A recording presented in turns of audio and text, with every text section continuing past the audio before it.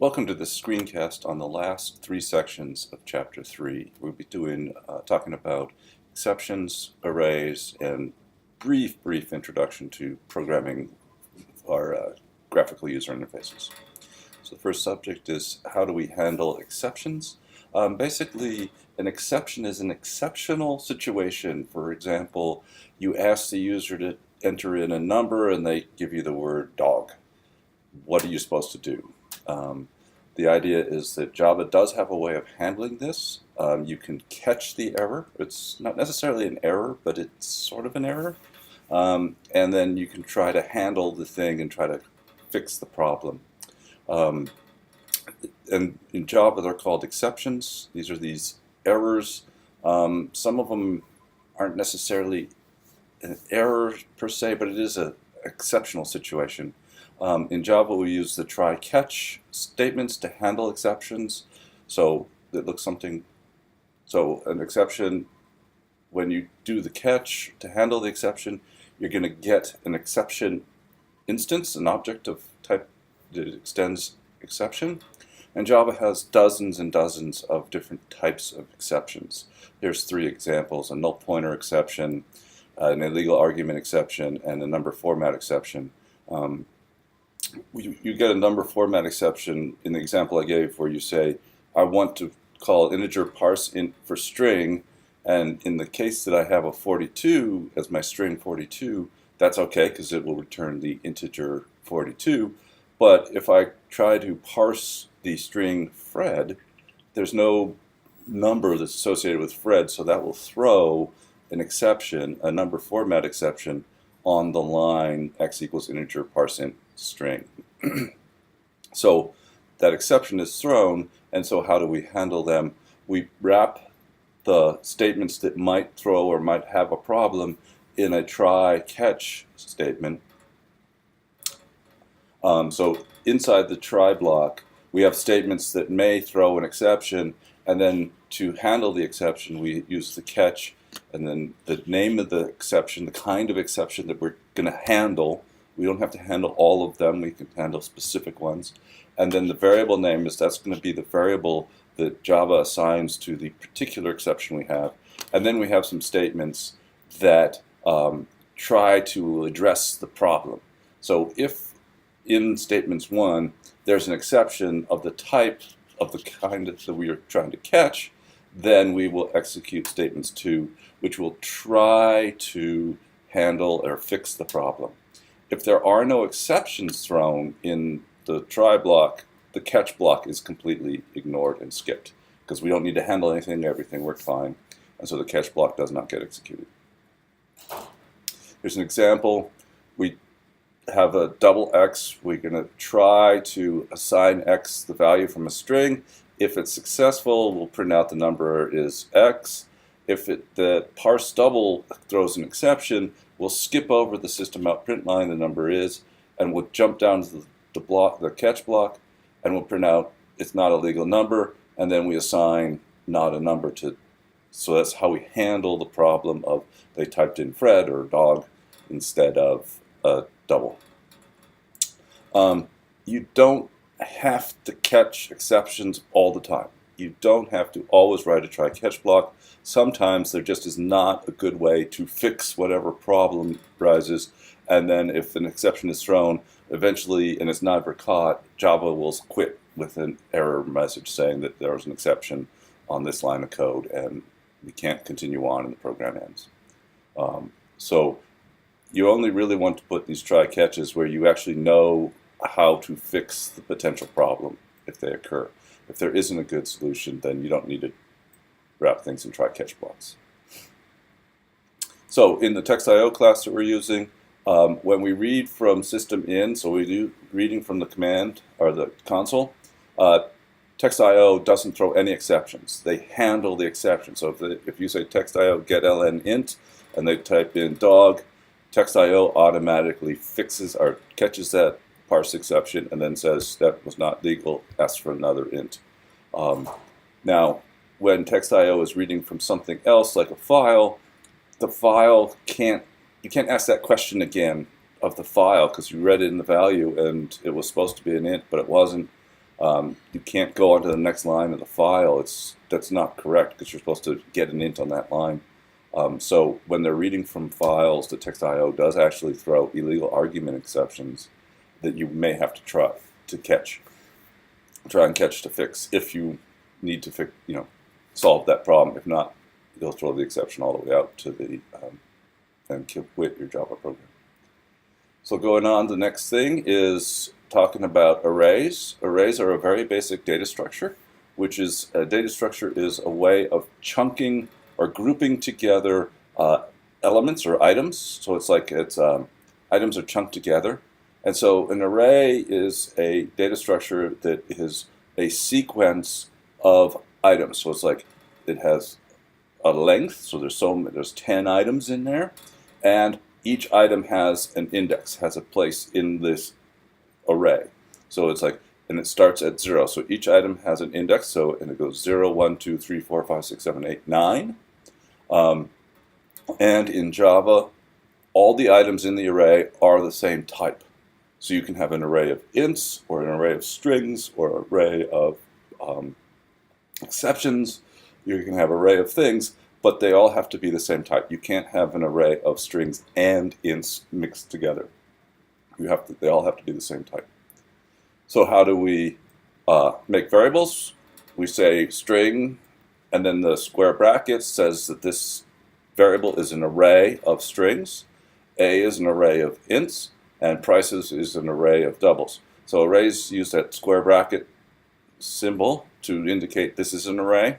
And to get the value at the position, at the index, you just use the square bracket. So name list 7 is actually the 8th thing, the 8th name in the string, our 8th string in the 8th position, because we use zero-based counting.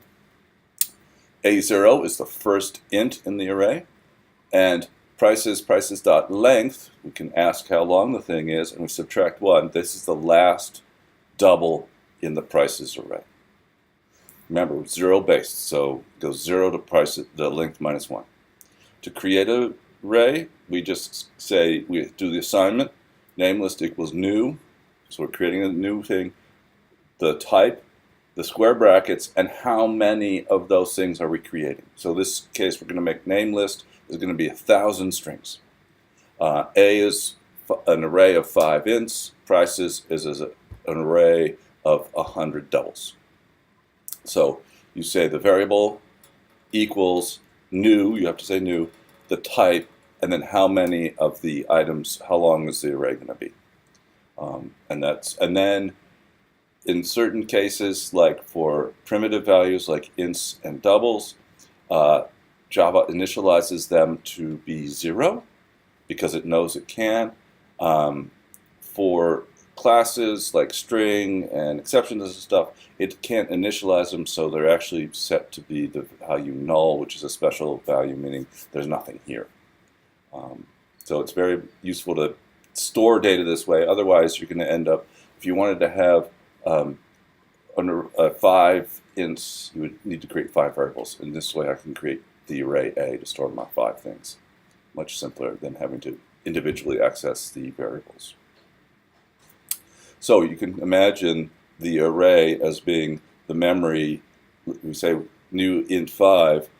It knows that it has a length 5 that can't change. Arrays cannot change their size. They are created, and that's the size.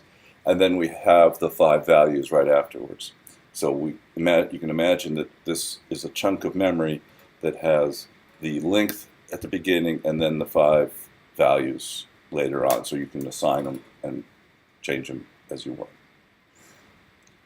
How do we do it? We can use arrays and for loops. Very simply, we can loop over the entire array by going from 0 and I is less than list.length, because we know that the last item in the array is at position length minus 1. Increment, and then we call system.out.println of list sub I. So the first time through, I will be 0, and then 1, and then 2, etc., all the way to list.length minus 1. So we'll have printed out every item in the array. Very simple, very valuable thing that you may want to sort of not necessarily memorize, but you'll see this pattern a lot in programming where you loop over all the items in an array. So there's also a two-dimensional array. So if I wanted to have a 5x7 grid, it has rows from 0 to 4, right? Because 5 go from 0 to 4, so there's 5 rows. And 7 columns goes from 0 to 6. To create this array, we use the int and then the square brackets. That's saying we have 2 dimensions, an A. And then to initialize the array, we say new, just like we did all the int, and then the sizes of both dimensions. So we have a size of 5 and a size of 7. And then to access any individual cell, you say A sub row and column. So if you said A00, that's this square here, or A32, that's here, because you go row and then column. And you can actually query, or you can actually ask the array what the lengths of the 2 dimensions are. You say a.length, and that tells you how many rows there are. And then you say a0, which is pointing to this array here, how long is you, how long are you, and it will tell you that there's 7 here. If you say A, how long are you, it's going to say I'm 5. So you can find out how big an array, a two-dimensional array. Two-dimensional arrays are very useful for things like tables. It also is useful for conceptual things like GUI programming, which we'll talk about next. So GUI programming, you've worked so far with system.out.println, that prints out to the console. It's just text. It's not very sexy. It's just text. In GUI programming, we actually work with windows on the screen. So the screen here, each has several pixels, so it has a bunch of rows of pixels, and so we create a window with a width and a height. And in Java, 0, 0 is right here in the upper left-hand corner, and then we can draw things inside that window. So we can draw shapes, we can write words, we can draw lines, we can draw ovals, we can draw all sorts of things. And we have to tell where we want the thing drawn. So we say, oh, this is at, let's say, 10, x is probably about 30, and y is maybe 10, and then we would draw an arrow or draw a line. And in order to do that, we actually need to have a Java class that's defined in Java as part of the standard Java system, and it's called a graphics. It's a graphics class, and it's a graphics context. So it's the idea of we have this window here. It's got a graphics context, and then we can call a bunch of methods on this graphics contents or subroutines. Like we can set the color, which says, oh, I want to draw something that's red, or I want to draw something that's black, or I want to draw something that's blue. So you could set the color of the next thing you're going to draw. And then we have several, this is just a few of the methods that are on the graphics context. We can draw a line from x1, y1 to x2, y2. So we draw horizontal lines, vertical lines, diagonal lines, all sorts of different lines. So you would set the color and then draw a line and then maybe change the color. We can draw a rectangle, and the upper left-hand corner will be at xy, and it has a width, so how horizontal, and then how high is it. So we pick the upper left corner, and then we draw the box. It could be a rectangle or a square. If we want to do the same thing, but instead fill that rectangle, instead of just drawing the outline, we can call fill rect, which will fill in the rectangle. Again, upper left-hand corner, x and y, width and height. We can draw an oval, and that's, if you want to draw an oval or a circle, you give it the same coordinates as the rectangle, and Java will fill an oval inside of the rectangle. Or excuse me, we'll draw the oval inside the rectangle. And then fill oval is the same as fill rectangle. It will fill, so it will fill the whole color. So here's an example of, let's draw 4 horizontal lines. We pick the y-coordinate of the line. We have the loop control. We initialize that we're going to start at 50 down, so we go down 50 pixels. And then we're going to loop 4 times. And we draw, called G draw line, starting at 150, and then going to 350, that's a horizontal because the y is the same height. And then we just increment y, and so the next time through this will be 160, 360, 70, and 80, and then we'll be done. We can optimize this a little bit because we notice that we're really looping over y, and we don't need this sort of I counter, just number of loops. We can change that to say, just create the y, initialize it to 50, stop when we get to 90, and then we increment y by 10, and we draw the line. So we would do 50, 60, 70, 80, and then y would be 90, and we don't do the loop, so we would draw 4 lines. So you can see how if you write the right code, we can do all sorts of interesting things with graphics. This is not enough right now to write a program because Java code just can't stand alone. You got to do the work inside of a subroutine. The textbook has a bunch of examples. I highly recommend you take a look at that. And he's got some code that you could download to do, that gives you the basic outline, that creates the graphics context, and so it passes into your method or your subroutine where you could do the drawing. Talks about animation. Animation is just a sequence of images that are shown one after another. That allows you to change the image a little bit, and then so it looks like it's moving because of the way we perceive the images. Again, take a look at the text. There's a lot of really good examples in the text. I don't have enough space here to be able to show it to you, but I highly recommend taking a look at the text. And thank you for your attention.